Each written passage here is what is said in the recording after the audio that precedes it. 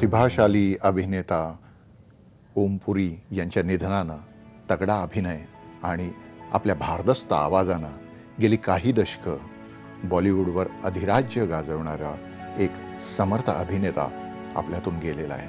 आज मुंबईमध्ये हृदयविकाराच्या तीव्र झटक्यानं त्यांचं निधन झालं आणि त्यांचं वय अवघं 66 वर्षांचं होतं. हरियाणातल्या अंबालात जन्मलेल्या ओम पुरींनी शालेय जीवनापासूनच अभिनयात आपली छाप पाडायला सुरुवात केली होती. त्यातूनच NSD म्हणजे नॅशनल स्कूल ऑफ ड्रामामध्ये त्यांना प्रवेश मिळाला.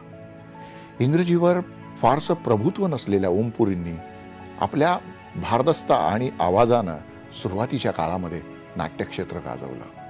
त्याच काळात विख्यात अभिनेते नासिरुद्दीन शाह यांच्याबरोबर त्यांची दोस्ती झाली.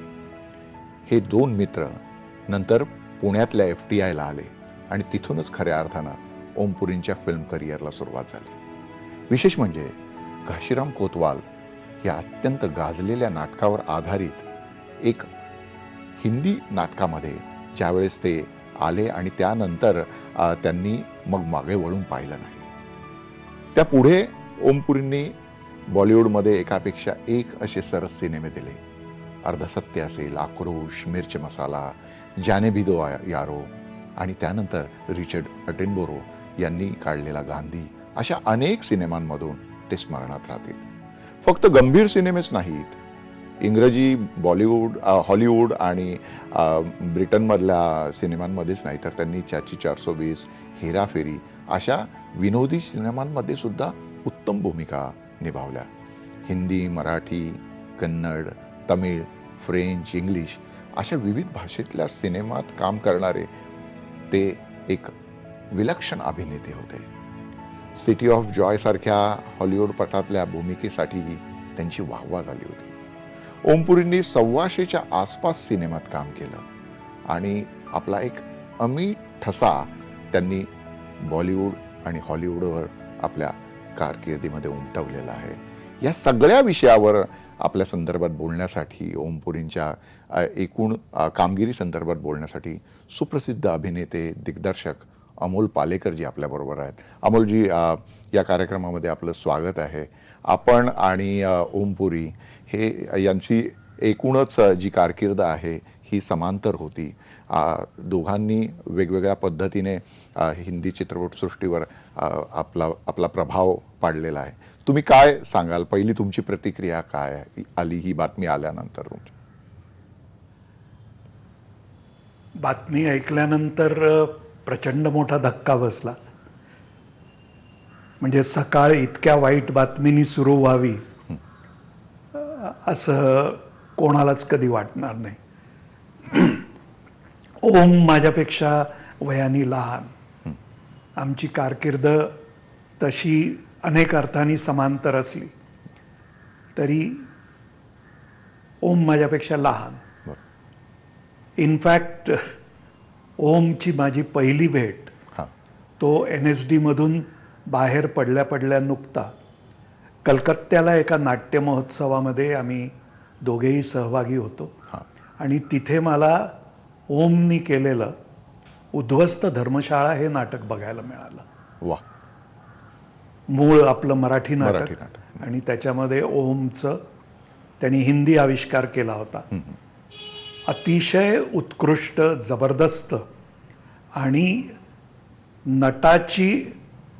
अप्रतिम नटाची ओळख पटकन बघितल्या क्षणी पटावी असा ठसा उमटवणारा अशी ती ओळख होती. आणि मग तो प्रयोग झाल्यानंतर आमचे दोघांचे जितक्या मनमुराद गप्पा झाल्या, त्याच्यानंतर अनेक गोष्टींवर चर्चा.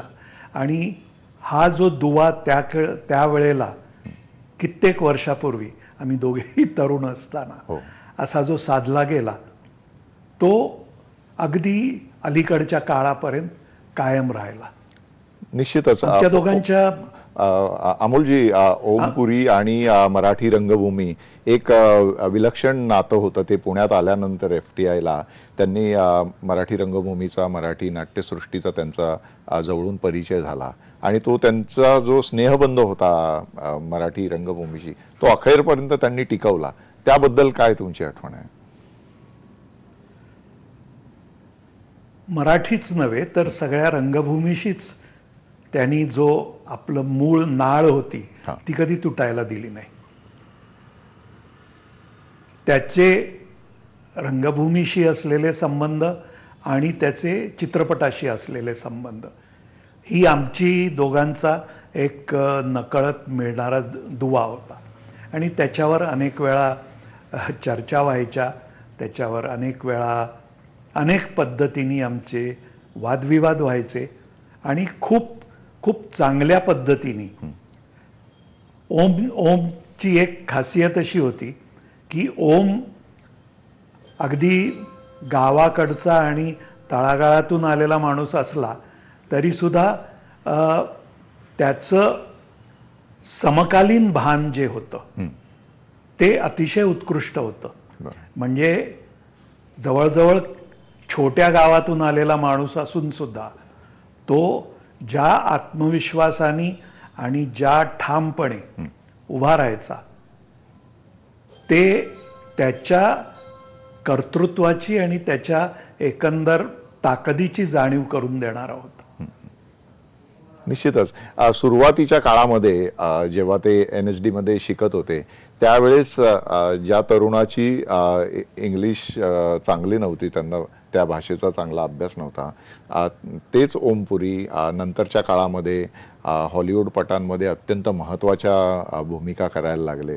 हा जो म्हणजे 2 टप्प्यांमधला त्यांचा प्रवास आहे, त्याबद्दल आम्हाला तुमच्याकडून ऐकायला आवडेल अमोलजी. ओम मला त्याच्यावर पुस्तक लिहिलं जात होतं. त्या पुस्तकाच्या निमित्ताने तो पुण्यात आला होता आणि माझ्याकडे राहिला होता इनफॅक्ट. आणि आमच्या खूप गप्पा झाल्या. तेव्हा त्या गप्पांच्या ओघात त्यांनी एक गोष्ट बोलून दाखवली. तो म्हणाला की अमोलजी, तुमच्यापासून मी प्रेरणा घेऊन स्फूर्ती घेऊन हे सगळं करत राहिलो. तर म्हटलं माझ्यापासून प्रेरणा घेण्यासारखा? तो म्हणाला नाही, खरंच. म्हणजे तुम्ही हिंदी चित्रपट सृष्टीमध्ये ज्या पद्धतीने ठामपणे पाय रोवून उभे राहिलात आणि एक स्वतःची अतिशय वेगळी ओळख तुम्ही तिकडे स्थापित केली, तोपर्यंतचा हिंदी चित्रपट आणि नंतरचाही हिंदी चित्रपट हा लार्जर दॅन लाईफ असा होता. निश्चित. म्हणजे सगळे हिरो जे होते ते लार्जर दॅन लाईफ असायचे. आजही आपल्याला तेच दिसतं. तुम्ही एकमेव हिरो असे होतात जे खऱ्या अर्थाने आम आदमी ज्याला आपण म्हणू, आपल्या जवळचा माणूस, अगदी आपल्यातला माणूस, तो फक्त तुम्ही उभा केला. आणि त्यामुळे तुमच्याबरोबर प्रेक्षकांचीच नव्हे तर आमच्या लोकांची, कलाकारांची सुद्धा एक वेगळ्या अर्थाने जवळीक होती. हे जर म्हणणं त्याचं लक्षात घेतलं तर मला असं म्हणावंसं वाटेल की माझी ही जी काय आम आदमी ही ओळख होती ती एका अर्थाने शहरी ओळख होती. बरोबर. म्हणजे शहरी आम आदमी आपण म्हणू शकू.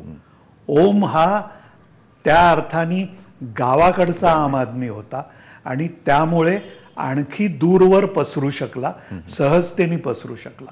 आणि असा आम आदमी त्यांनी कष्टानी, मेहनतीने आणि स्वतःच्या ताकदीवर, अगदी इंग्रजीवर प्रभुत्व असो किंवा आणि कुठचीही गोष्ट शिकून घेणं असो, हे कमीपणा न मानता त्याच्यातून पुढची वाट कशी काढायची याचं मोठं उदाहरण आहे.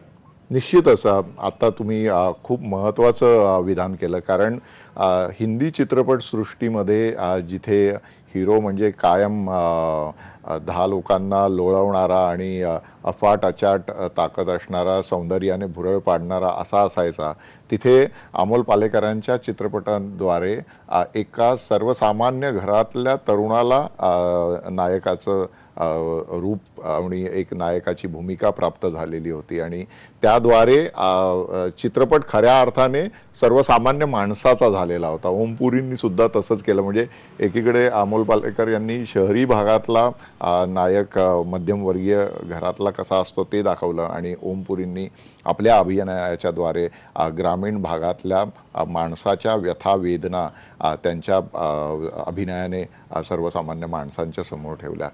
इथेच एक ओमची हा. ओमची आक्रोश मधली भूमिका, निश्चितच. ज्याच्यानी तो पहिल्यांदा त्याला खऱ्या अर्थाने एक वलय प्राप्त झालं, बरोबर. ती भूमिका असो, किंवा ओमची त्यानंतरची जानेबी दो यारो मधली भूमिका असो, या दोन इतक्या वेगळ्या टोकाच्या भूमिका आहेत आणि त्या दोन्ही वेगळ्या टोकांच्या भूमिकामध्ये ओम तितक्याच ताकदीने आणि तितक्याच सहजतेने वावरतो. ही त्याची खासियत. त्यांनी माझी जी आणखी एक बोला अमोलजी बोला. नाही, माझी आणखी एक अलीकडची आठवण म्हणजे मी एक मुलांसाठी सिनेमा बनवला, दुमकटा त्याचं नाव होतं. त्या दुमकटाचं सगळं शूटिंग इथे पुण्यातच आम्ही पुण्याच्या आसपास आणि पुण्यात केलं होतं. त्याची प्रमुख भूमिका ओमनी केली होती. तर त्या निमित्ताने आमचे जे पुन्हा एकदा असे जवळीकीचे क्षण आम्हाला अनुभवायला मिळाले. म्हणजे जवळजवळ 25-30 दिवस आम्ही एकत्र होतो.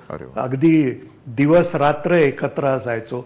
दिवसभर काम करायचं, काम संपल्यानंतर बसून चर्चा करायची, डिस्कस करायचं, वादविवाद करायचे, वेगवेगळ्या ह्याच्यावर आपली मतं ठामपणे मांडायची, एकमेकाच्या मतांचा विचार करायचा, त्याच्यावर उहापोह करायचा.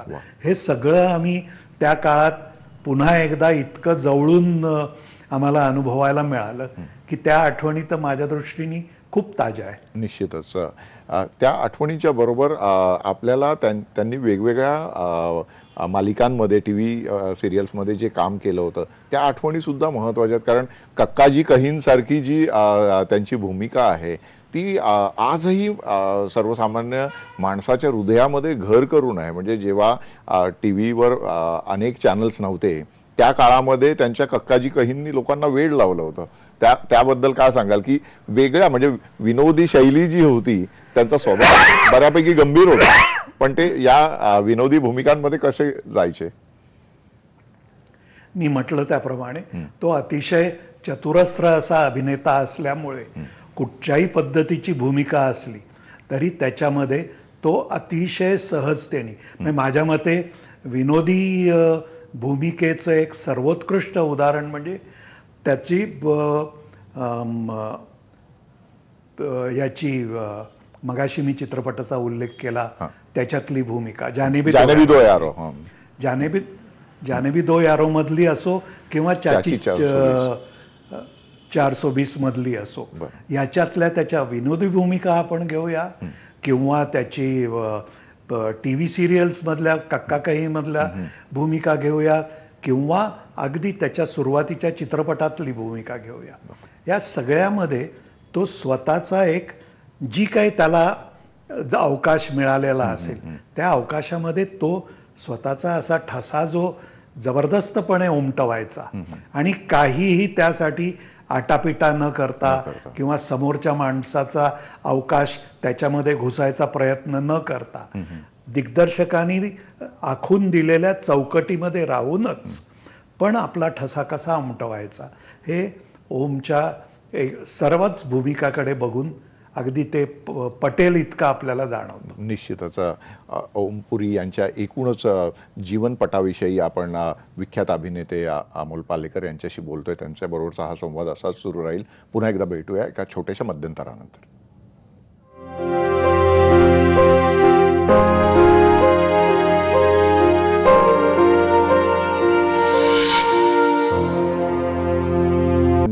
आज विख्यात अभिनेते ओमपुरी यांच्या निधनानंतर ज्या पद्धतीने सगळीकडून शोक व्यक्त केला जातोय सर्व माध्यमातून, त्या संदर्भात बातम्या पाहिल्यास, परंतु त्यांच्या बरोबरीने ज्यांनी अनेक वर्ष काम केले असे विख्यात सुप्रसिद्ध अभिनेते अमोल पालेकर आपल्यासोबत आहेत आणि ते ओमजींच्या आठवणी आपल्याशी शेअर करतायत इथे.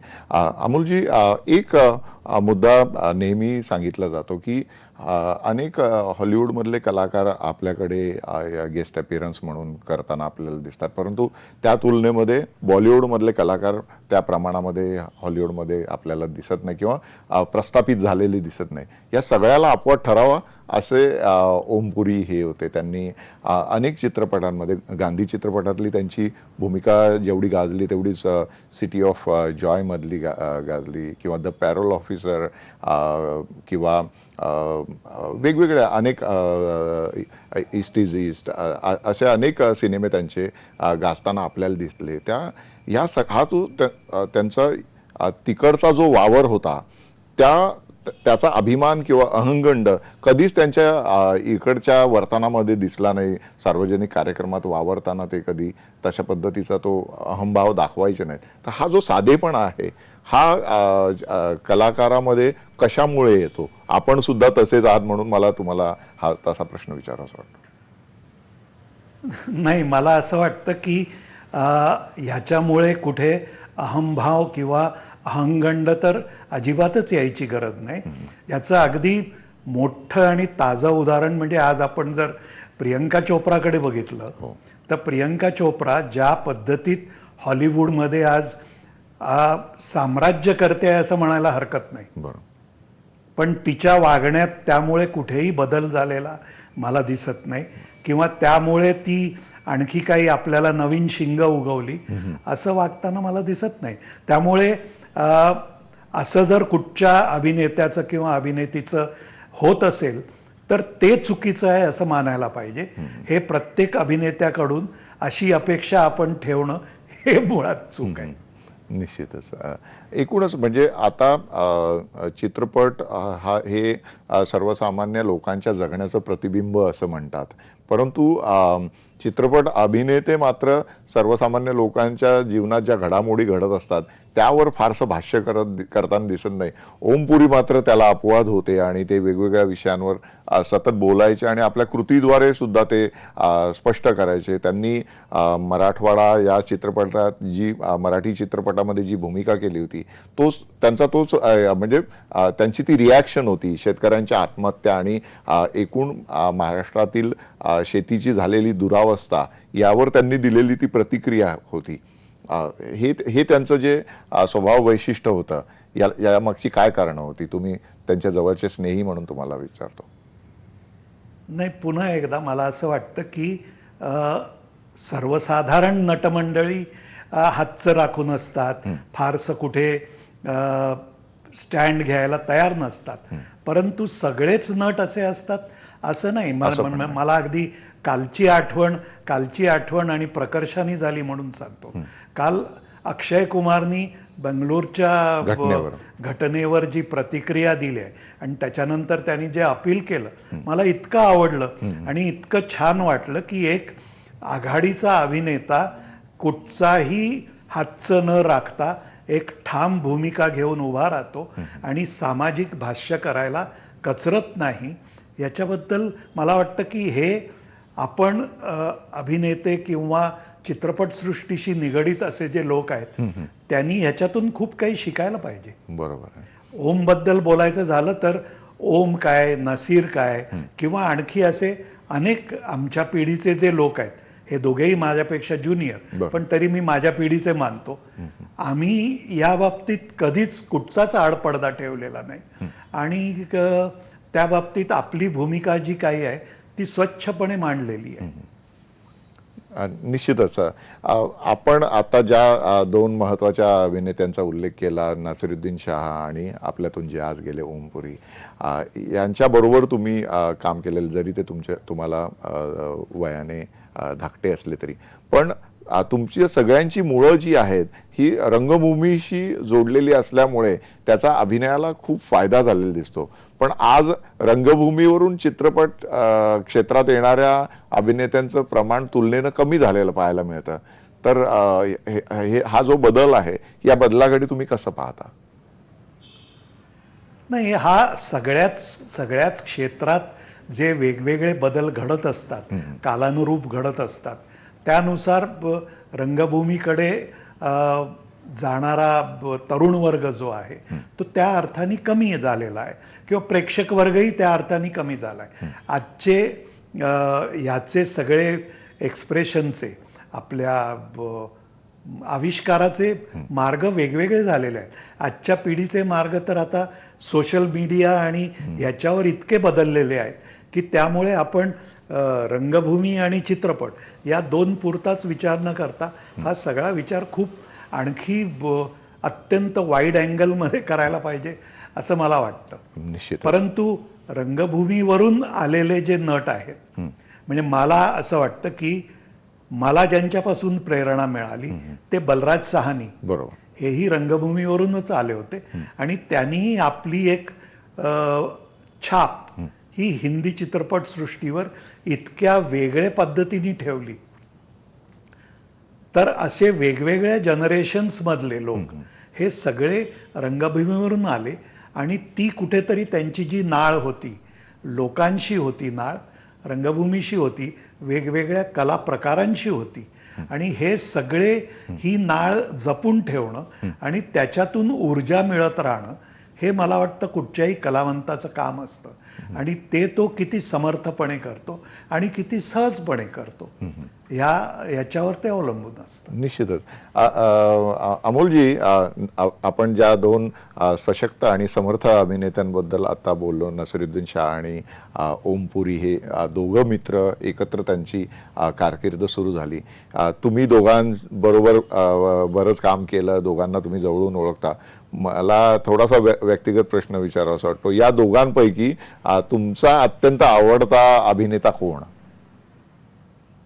हे दोघेही अत्यंत उत्कृष्ट अभिनेते आहेत आणि मला वाटतं ह्याच्यामध्ये डावा उजवं करणं खूप कठीण आहे. हो हो, खरोखरच कठीण आहे.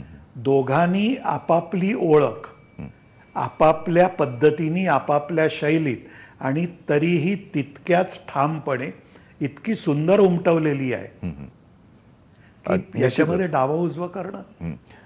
सर, आता तुम्ही खूप महत्त्वाचा मुद्दा मांडला, ते म्हणजे सोशल मीडियाच्या माध्यमातून आता अभिव्यक्त होण्याचे, नवा आविष्कार सादर करण्याचे प्रकार बदललेले आहे, प्रमाण त्याचं बदलत चाललेलं आहे.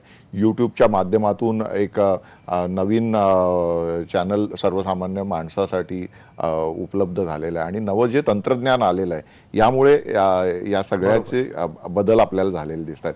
तर या सगळ्या पार्श्वभूमीवर शॉर्ट फिल्म्स, लघुपट, लघुचित्रपट याचं एक नवं विश्व, नवं दालन खुलं होताना दिसतंय. पण त्याचा प्रसार जितक्या प्रमाणात व्हायला पाहिजे तेवढा होताना दिसत नाही. यामागची काय कारणं असतील? मग प्रसार होताना दिसत नाही हे मला खरं म्हणजे चुकीचं विधान वाटतं. सोशल मीडियाचा प्रसार आज हा इतक्या जबरदस्त प्रकारे आपल्याला जाणवतो आणि प्रत्येक गोष्टीत दिसून येतो. तो म्हणजे बाकी नाटक आणि सिनेमा यांच्या कंपॅरिझनमध्ये याचा आपल्या अगदी दैनंदिन जीवनातला या गोष्टींचा वापर हा किती प्रचंड मोठ्या प्रमाणात आहे. त्यामुळे मला असं वाटत नाही की हे कमी प्रमाणात आहे. हे तुमचं विधान मला तितकंसं पटत नाही. मी माझा बोलण्याचा हेतू वेगळा होता. त्याला जी राजमान्यता मिळायला पाहिजे ती राजमान्यता माध्यम म्हणून मिळताना आपल्याला दिसत नाही. तर त्यासाठी त्याला काय आपल्याला करता येऊ शकेल? राजमान्यता म्हणजे नेमकं काय म्हणायचंय तुम्हाला? कारण लोकमान्यता म्हणायचंय का राजमान्यता? लोकमान्यता म्हणजे लोकांमध्ये प्रसार त्याचा होताना दिसतो, परंतु या सगळ्या प्रचंड प्रमाणात आहे. म्हणजे आज कुठचीही घटना, कुठचीही गोष्ट ही सोशल मीडियामधून जितक्या प्रमाणात हे, की मला वाटतं की तुमचे चॅनल सुद्धा तितक्या प्रभावीपणे हे काम करू शकत नाही. बरोबर. आणि ह्याचे आपल्या दैनंदिन जीवनात उमटणारे जे पडसाद आहेत ते सगळे पडसाद आपल्याला पदोपदी आज अनुभवायला मिळत आहेत. तर ही झाली लोकमान्यता. बरोबर. आता राजमान्यतेबद्दल मला काही माहित नाही. निश्चितच. राजमान्यता सुद्धा खरं जर विचार केला तर राजमान्यता ही सुद्धा म्हणजे ज्या पद्धतीने नरेंद्र मोदींनी इलेक्शन लढवली आणि या सगळ्या सोशल मीडियाचा वापर करून आज ते ज्या ठिकाणी आहेत किंवा आज ज्या पद्धतीने ते लोकांशी संवाद साधतात, तो सर्व संवाद हा इलेक्ट्रॉनिक मीडिया किंवा प्रिंट मीडिया याच्यापेक्षा जास्त सोशल मीडियावरून जास्त साथ. निश्चित. त्यामुळे राजमान्यता ही एका वेगळ्या अंगाने मिळत त्याला चाललेली आहे. सहज प्राप्त झाले असं म्हणायला हरकत नाही. निश्चितच विख्यात अभिनेते अमोल पालेकर यांच्याबरोबर आपला हा जो संवाद आहे असा सुरूच राहणार आहे. ब्रेकवर जाण्यापूर्वी आपण चक्रव्यूह में घुसने से पहले कौन था मैं और कैसा था ही दीपू चित्रेंची कविता अर्धसत्य सिनेमात ओमपुरीच्या आवाजात आपल्याला ऐकायला मिळालेली होती आणि त्यानंतर ती सुद्धा कविता ऐकावी तर त्यांच्या ओमजींच्याच आवाजात अशा मतांचे आजही अनेक जण आहेत आणि ती अजरामर कविता आपण त्यांच्याच आवाजात ऐकून त्यांची ही आठवण आहे ती अधिक ताजी करूया. चक्रव्यूह में घुसने से पहले कौन था मैं और कैसा था ये मुझे याद ही न रहेगा. चक्रव्यूह में घुसने के बाद मेरे और चक्रव्यूह के बीच सिर्फ जानलेवा निकटता थी, इसका मुझे पता ही नहीं. चक्रव्यूह में घुसने से पहले कौन था मैं और कैसा था ये मुझे याद ही न रहेगा. चक्रव्यूह में घुसने के बाद मेरे और चक्रव्यूह के बीच सिर्फ जानलेवा निकटता थी, इसका मुझे पता ही न चलेगा. चक्रव्यूह से बाहर निकलने पर मैं मुक्त हो जाऊं भले ही, फिर भी चक्रव्यूह की रचना में फर्क ही न पड़ेगा. मरूं या मारूं, मारा जाऊं या जान से मार दूं, इसका फैसला कभी ना हो पाएगा. सोया हुआ आदमी जब नींद में से उठकर चलना शुरू करता है तब सपनों का संसार उससे दोबारा देख ही ना पाएगा. उस रोशनी में जो निर्णय की रोशनी है सब कुछ समान होगा क्या? एक पलड़े में नपुंसकता, दूसरे पलड़े में पौरुष और ठीक तराजू के कांटे पर अर्ध सत्य.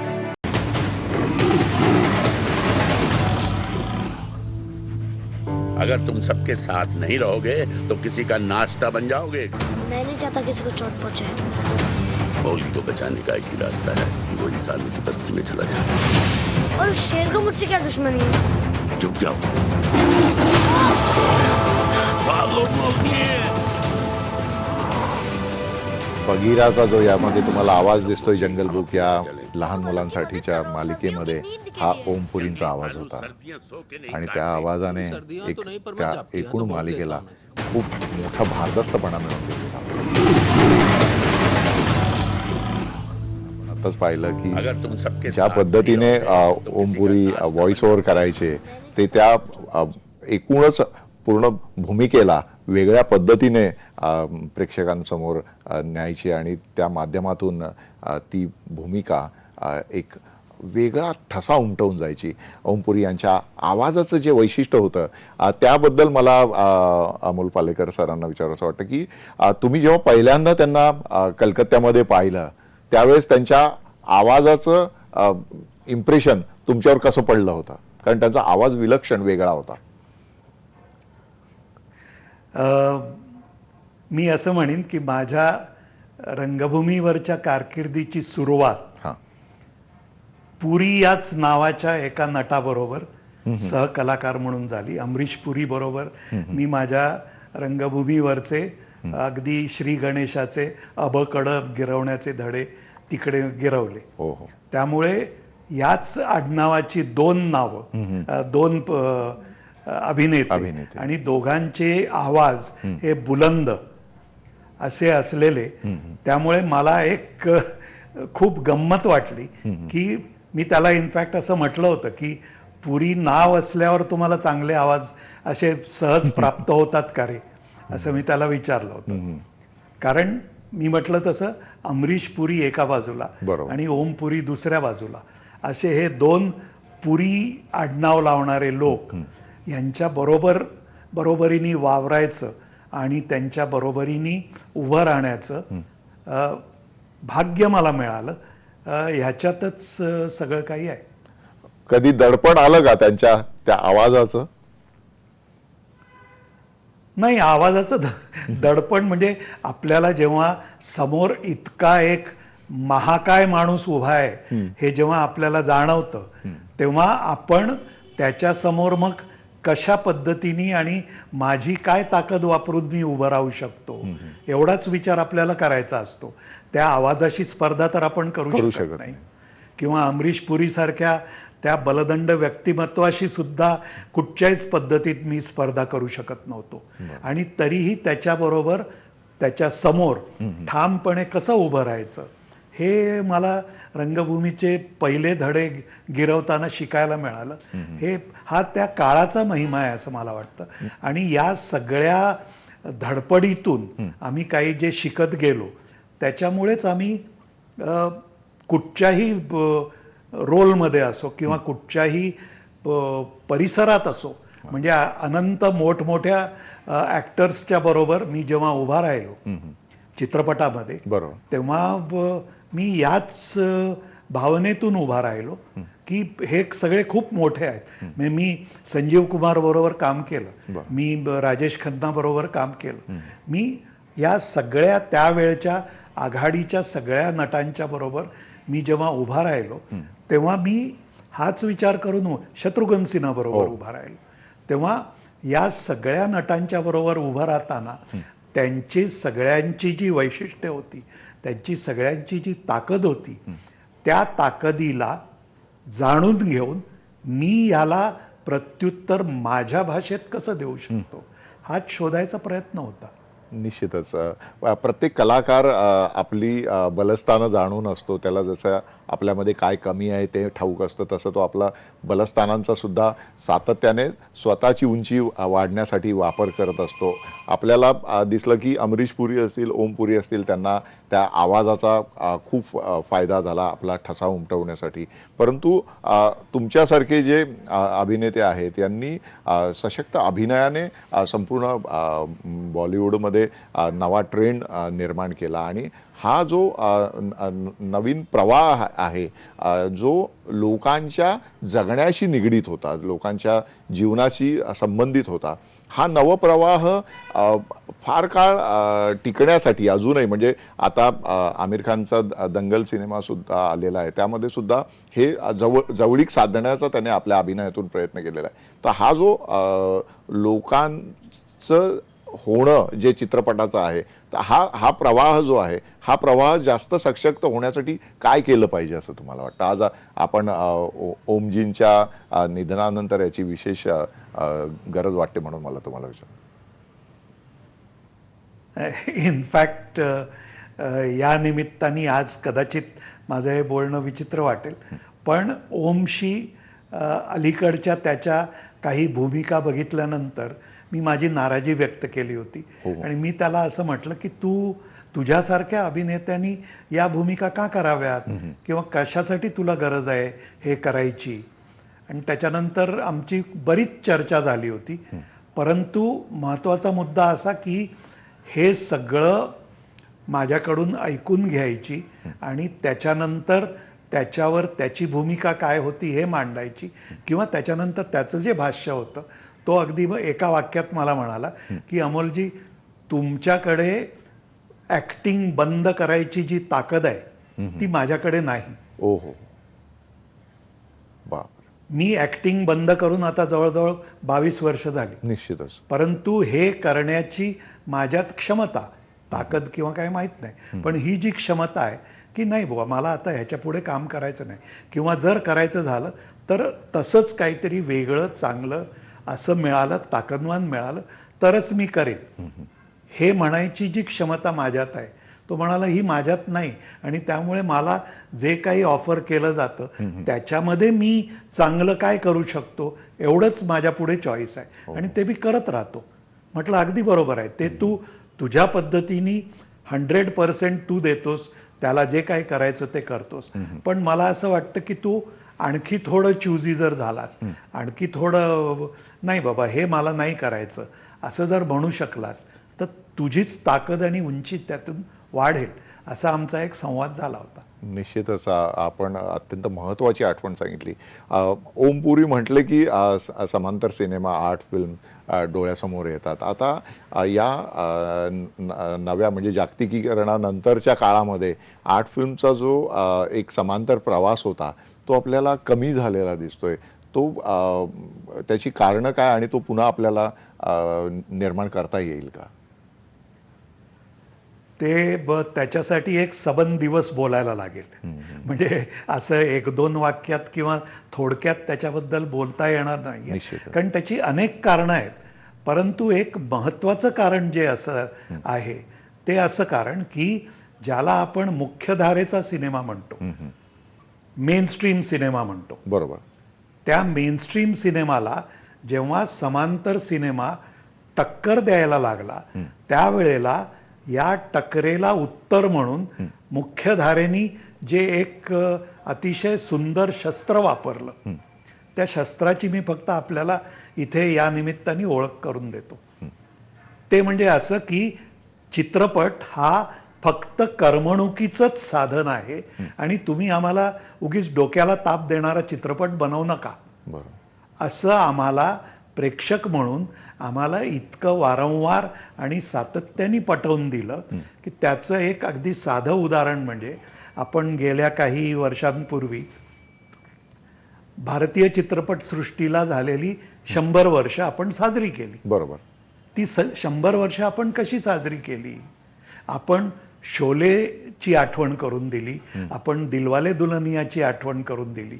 म्हणजे या सगळ्या यशस्वी आणि बॉक्स ऑफिसवर यशस्वी झालेल्या चित्रपटांची आपण वारंवार आठवण करून दिली. आपण त्यावेळेला गरम हवाची आठवण नाही करून दिली, आपण त्यावेळेला आक्रोशची आठवण नाही करून दिली, किंवा तमस नाही, अर्धसत्याची आठवण नाही करून दिली. या कुठच्याच चित्रपटांची आठवण करून देणं आपल्याला नाही गरजेचं वाटलं, म्हणजे आपल्याला म्हणजे बॉलिवूडला गरज नाही वाटली आणि प्रेक्षकांनाही गरज नाही वाटली. त्यामुळे आजची जी तरुण पिढी आहे त्यांना भारतीय चित्रपट म्हणजे फक्त 100 crore क्लब किंवा आता दंगलच्या निमित्ताने 400 crore किती दिवसात झाले हे एकमेव परिमाण आम्ही हे यशपट्टी म्हणून मानतो, मोजपट्टी म्हणून हे एकच परिमाण असू शकत नाही. याची जाणीव सुद्धा जर समांतर सिनेमा जो सातत्याने करून देत होता, ती जाणीव जर हळूहळू हळूहळू पुसट होत जात असेल तर ती कोणी करून द्यायची? मला माहित नाही कोणी करून द्यायची, पण याच्यामध्ये मीडियाचाही चांगला सहभाग असायला पाहिजे आणि तो मला कुठे दिसत नाही. सगळ्यांनी मिळून ही आठवण जर जतन केली तर समांतर सिनेमानी भारतीय चित्रपट सृष्टीला ज्या पद्धतीने आणि अनेक अंगाने समृद्ध केलं आणि भारताची ओळख परदेशात जी झाली ती मुख्यत्वे करून समांतर चित्रपटांमुळे झाली.